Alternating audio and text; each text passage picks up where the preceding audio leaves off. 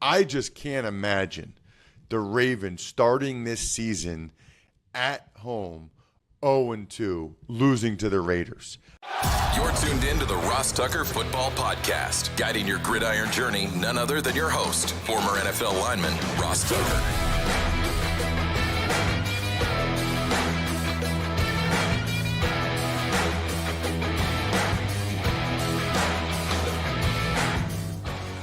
Oh, yeah, it is.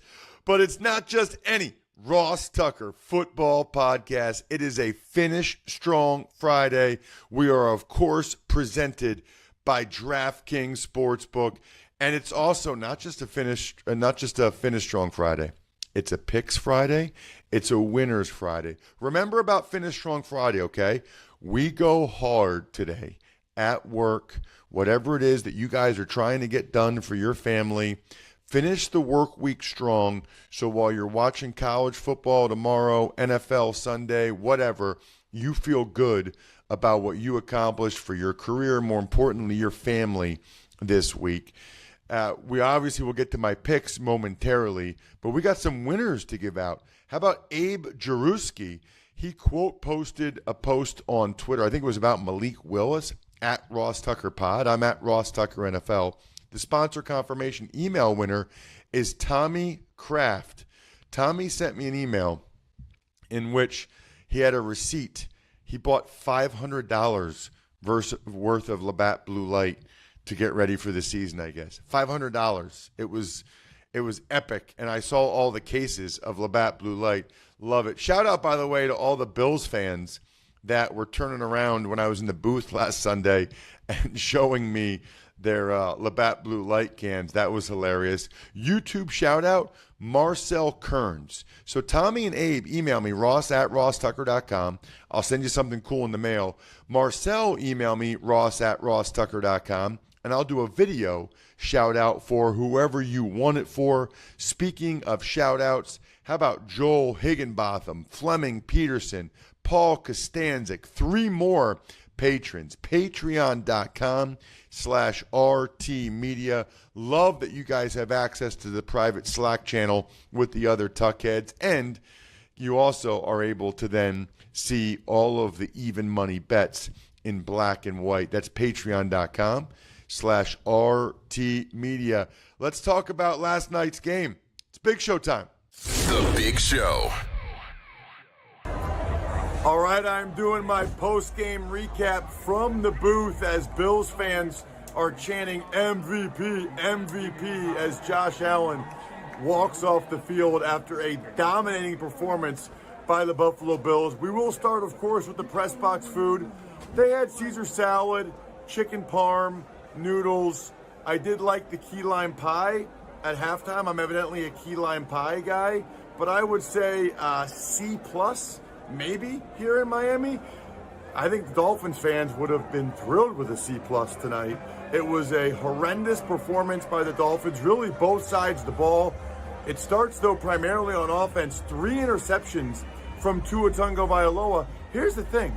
The first 2, he was throwing the ball to receivers they just got at the end of August in Robbie Chosen and Grant Dubose. So those are kind of understandable, maybe not on the same page.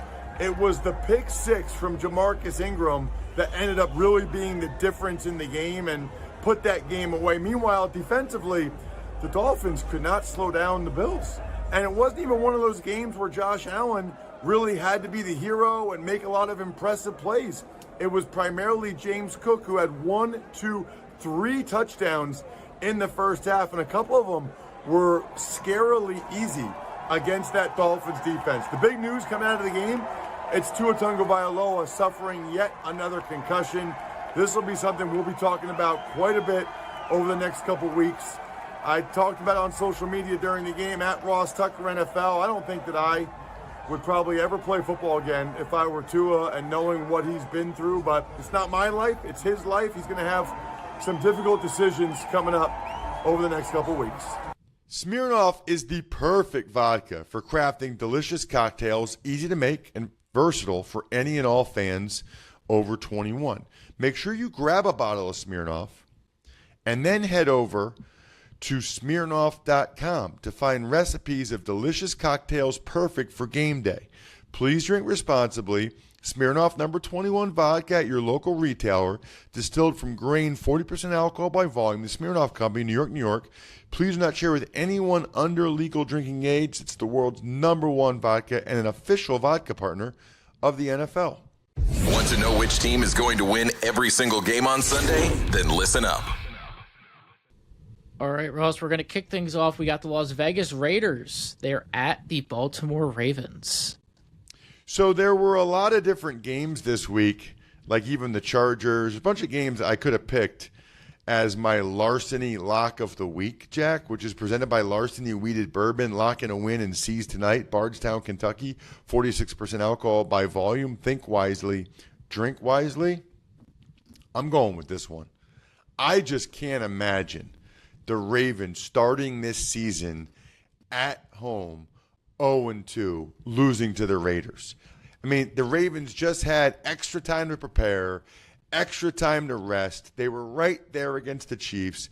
The Raiders did not look good in the opener out in L.A. This is my lock of the week. The Ravens are not losing this game at home to the Raiders. That is not happening. I would be absolutely stunned. It's my survivor, knockout, whatever you want to call it, pick of the week. Ravens 24, Raiders 13. Next up, we got a real barn burner. The Los Angeles Chargers. They are at the Carolina Panthers. Is that sarcasm, Jack? Am I sensing some sarcasm from you? A little bit. Listen, there's no way the Panthers can be as bad as they were last week. They're an NFL team with NFL players. There is no way. Now, then again, they did lose their best player by far, Derek Brown, for the season. That's not good. However, they got to be better at home than they were. That was horrendous. The Chargers will still win the game, though. I'm not going to actually pick the Panthers to win the game. I'll give you guys a lock of the week every week, and I'll give you underdogs if I have them, or if any of them are underdogs. But I'm taking the Chargers, who I'm imagining are the favorites in this game. Let's call it, I think the Panthers' defense will be a little bit better. They can't be that bad again. How about 27-17? Marked improvement from the Carolina Panthers. Next is the team that beat down the Panthers last week, the New Orleans Saints. They're traveling to Dallas to play the Cowboys. Well, I'm glad we talked with Greg about this one yesterday, because this is one of the sneaky best matchups of the week. You know, I had lowered expectations for both of these teams this year, and they kind of blew those expectations out of the water with their week one performance. I don't like that. I feel like the Saints are affected by, the hurricane or tropical storm, and that they had to change their schedule around. That is not conducive to success. Now they got to go on the road against a Cowboys team that looked pretty darn good in Cleveland. I'll take the boys to get it done. I don't think Derek Carr is going to be able to light up the Cowboys like he lit up the Panthers. Let's go Dallas in this one. I think the Saints defense is pretty legit. So I think it's a close game. I'll give the Saints that 23-17. How about them Cowboys? Next, we got the Tampa Bay Buccaneers. They're at the Detroit Lions. Juicy matchup, right? We're looking at a rematch of what happened last year with that divisional round game after the Bucs had beat the Eagles in the wild card. The Lions, they had to go to overtime. You know, that was a battle for them against the Rams. They were losing with 4 minutes left to a Rams team that was totally beat up. I'll take the Lions to win, but I certainly think it's closer than the betting line, as Steve Fezzik and I both talked about on the Even Money betting podcast on Tuesday's show. Let's go with the Lions to win the game. I don't think the Bucs defense is great. I think there's decent points in this one. How about 24-20 Lions? Next is the Jeff Saturday Bowl. The Indianapolis Colts are playing the Green Bay Packers. I love when you, do random guys like that. I totally forgot that Jeff Saturday even played for the Packers until you said that. He was a Pro Bowler there. For the Packers? He was a Pro Bowler. Yeah, it's last year he was a Pro Bowler for Green Bay. Wow. I'd be curious to talk to him about that. I mean, I don't know. I'll be curious to hear if he felt like he played at that high of a level. That I don't even know what Jeff Saturday's doing. He's back doing media stuff, I think, for ESPN maybe? After his brief coaching stint. I think that is what he's doing. I don't know how you take the Packers to win the game. I mean, I'm taking the Colts to win the game. Anthony Richardson was up and down, but I don't think I've ever seen Malik Willis be anything but down. And I certainly don't think that Jordan Love's going to play. That would shock me for a lot of different reasons. Boy, any win that the Packers can get with Malik Willis would be huge. And if they lose them all, they deserve any criticism they get for their backup quarterback situation, because this was their decision. This is what they went with. I'll take the Colts. I don't think the Packers score very much. I think the Packers score like 13 points.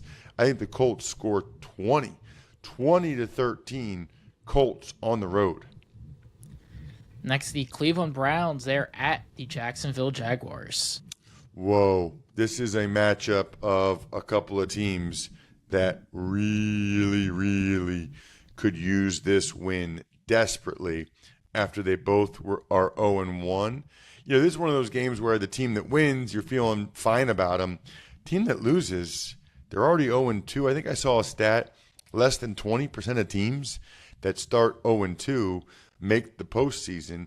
I don't know how you pick the Browns right now with what we've seen from, Deshaun Watson, with what Greg said about him yesterday, Greg Cosell on Thursday's Ross Tucker Football Podcast. Give me the Jaguars at home. They did a lot of positive things. They win that game if Javon Holland doesn't punch that ball out from Travis Etienne on the goal line. I like the Jags in this one. I don't think there's a lot of points because I think the Browns defense will play, but I don't think the Browns can score a lot of points. How about this one? How about 17-16 Jags at home? Next big game for fantasy football, the San Francisco 49ers are at the Minnesota Vikings. Why do you say a big game for fantasy football? Well, the Jordan Mason, Christian McCaffrey. I feel like that's the biggest story for fantasy players right now, is figuring out Christian's health. Got it. Okay. Aren't they all big games for fantasy football? I get, but it's just because the injury implications. Yeah. So, boy, this is an interesting one. I still don't think McCaffrey will play. I mean, if he didn't play Monday night, you'd think they'd be extra cautious and not play him in this one. Sam Darnold, the Vikings quarterback, was with the Niners last year. I'm a little bit tempted to take the Vikings to pull off the upset here. I'm not going to do it, but this is the underdog I've been closest to taking so far in these games here in week 2 in the NFL, just because the Vikings look good. Short week for the Niners. They're on the road. The Vikings tackles did a good job in pass pro. I just still can't do it. I mean, Jordan Addison's banged up. I just can't take the Vikings and Sam Darnold to beat the Niners. But I think it's a close game, and it wouldn't surprise me at all if they did. I'll go, I'll say 20-17 Niners. I don't think they score a ton of points, but I think 2017, good close game in Minnesota. Next is Seattle Seahawks. They are at the New England Patriots. Yeah, this game's not that exciting to me. I don't know. And they both have a win. One of these teams is getting to 2-0, which is pretty darn cool if you think about it, that one of these teams is going to be 2-0 at the end of the week. I mean, look, the Seahawks are a fine team. Seahawks need to win this game. I think they will. Patriots got some good fortune in that game against the Bengals, obviously the Gesicki drop and all that stuff. So Patriots got some good fortune in that game. I think this game is kind of a toss-up. I just think the Seahawks have better players, have better skill, better talent, Give me the Seahawks to win the game. I think it's not a lot of points because the Patriots defense is good and the Patriots offense is bad. So I'll go 19-16. The Seahawks get the win 19-16. You can get a win, by the way, by going to westshorehome.com/Ross and get 0% interest for 48 months plus an extra $500 off a full bath remodel, which they can do in 2 or 3 days. They can give you a new shower in 1 day. A lot of you still have those old bathtubs. That's not good for having to step in and out, especially as we're getting older. I'm a former offensive lineman, but you get into your 50s and 60s. Get rid of that old, whatever it's called, bathtub. Get a new shower or even an entry door. I can't tell you how happy my wife is with our front door and how much nicer it makes the house look. Again, 48 months, 0 interest, plus just you guys, and it really is just you guys, get an extra $500 off. Visit westshorehome.com/Ross to redeem. That's westshorehome.com/Ross. After you do, your wife will be so happy she'll let you drink as many Labatt Blue Lights with friends as you want. Living life to the power of we. Always enjoy responsibly. Beer. Labatt USA, Buffalo, New York. Next, we've got the New York Jets. They're at the Tennessee Titans. Well, this is tough for the Jets, right? It's a short week, and they're back on the road against a Titans team that absolutely should have won that game. There's no question that you have a blocked punt for a touchdown, and Will Levis gives the ball to the other team. It just cannot happen. But I'm not taking Will Levis and the Titans to beat the Jets, and the Jets go 0-2. Now, if you're the Titans, you got to think they're going to try to run the ball with Pollard and Spears right down the Jets' throat after what the Niners did. The Jets, though, will load up the box. They'll make Levis beat him. Maybe he can. Maybe he can with some of those receivers that he has. I'll still go, though, Jets 20, Titans 17. Titans defenses look pretty decent against Chicago. We've got an NFC East battle. The New York Giants, they're going to Washington to face the Commanders. This is like that game, Jack, where both teams' fan bases are like, we have to win this game. Like, we have to. This is the game that we have to win. If we don't win this game, what game are we going to win? And this is like a battle for the basement, as in not being in the basement of the NFC East. I'm going to take the Commanders. I take the Commanders because they're at home. Take the Commanders because it's Jaden Daniels' debut at home. And I think both these quarterbacks, their legs are a major factor. I don't know, man. To me, this game's like a total toss-up. I could give you either team. In fact, if I wanted to go underdog, I could give you the Giants just to go underdog with you. But I'm going to take the Commanders to win. Ugly game, because that's what these teams you would think would play. 21-20 Commanders. We've got the battle for St. Louis. The Los Angeles Rams, they're at the Arizona Cardinals. Ooh, I like that, Jack. Battle for St. Louis. I like that. Wow. Here I thought I was going to take the Arizona Cardinals and that was going to be my underdog of the week. But they're favored. They're favored by 1, and that's because the Rams are so beat up. Cardinals have to win this game. With the Rams coming in, their O-line is in shambles. No Puka Nacua.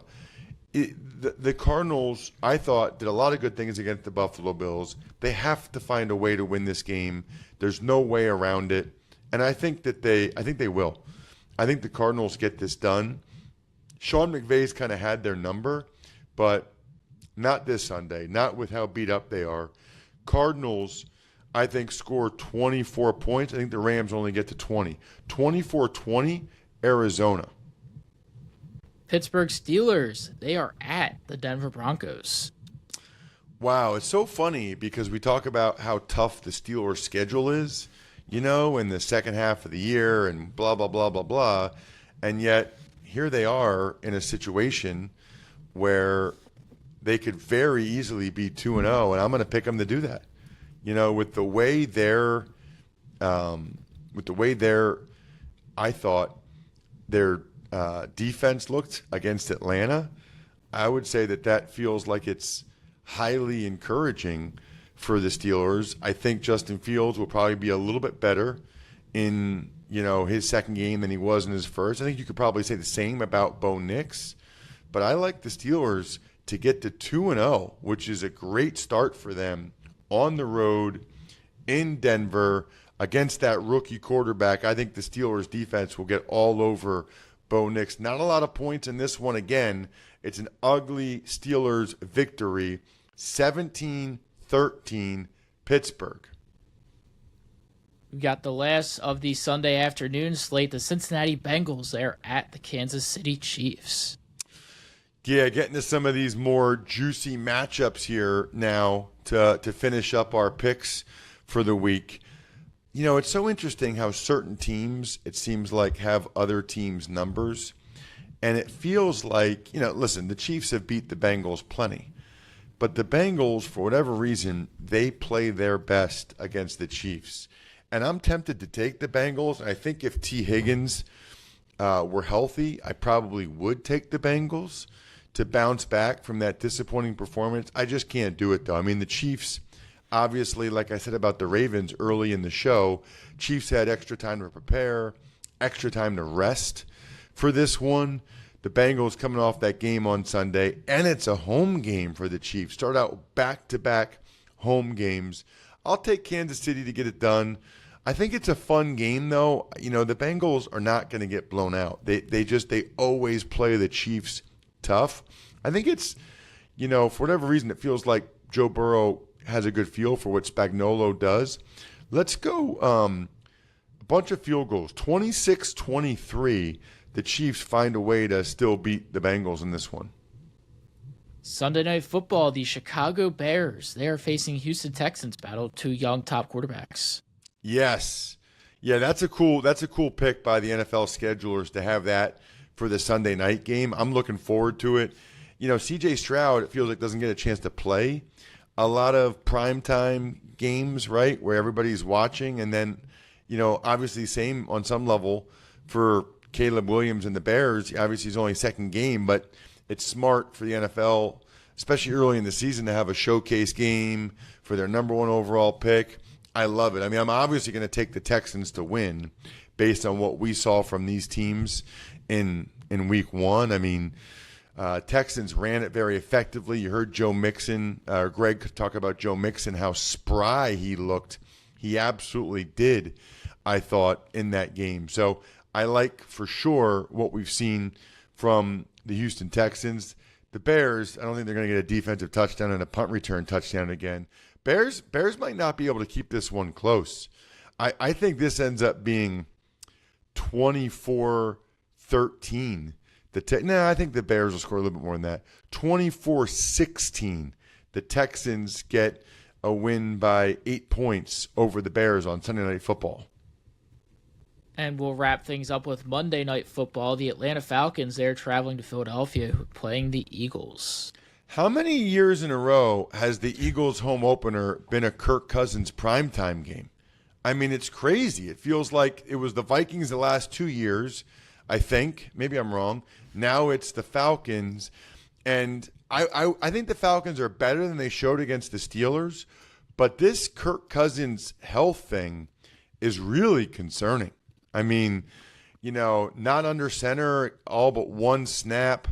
What people are saying about the lack of the knee bend and, not getting zip on his passes. This is the wrong place to go, I would say, in Philadelphia on a Monday night game, home opener. Those people are going to be going crazy. Eagles are very talented. A lot of their new players play. I mean, the Eagles beat the Packers with 3 horrific turnovers involving Jalen Hurts. I don't think that happens again. I like the Eagles in this game. I think the Falcons maybe score like 17. I think the Eagles score 27. 27-17. Eagles actually end up winning this game by double digits, which, by the way, totally means that they won't. Other than that, have a terrific weekend, everybody. Hopefully a bunch of you can watch Colorado State on CBS tomorrow night. I love when you take a screenshot of me on camera on your TV at the start of the game and then send it to me on social media. Please do that. At Ross Tucker NFL. I love when you guys do that. It's awesome. So I got Colorado State, Saturday night, CBS, and then Sunday, I'm just kind of like you guys, watching the Red Zone and all the games all day, which I love as well. I mean, I'd rather be doing a game, but it's fun to be able to do that every once in a while. All right, anyway, I think we're done here. Thanks for tuning in to the Ross Tucker Football Podcast. Make sure to also check out Even Money, Fantasy Feast, and College Draft, all on the DraftKings Network, YouTube, or subscribe to the podcast on your favorite platform. Shout out myfrontpagestory.com. I'm telling you guys, have you ever thought it'd be cool to get an autograph from Ross? I'll send you a signed press pass or autograph picture or card as long as you get one of these amazing front cover of a newspaper keepsake from myfrontpagestory.com. Backofficeschedule.com, humanheadnyc.com, Sporticulture,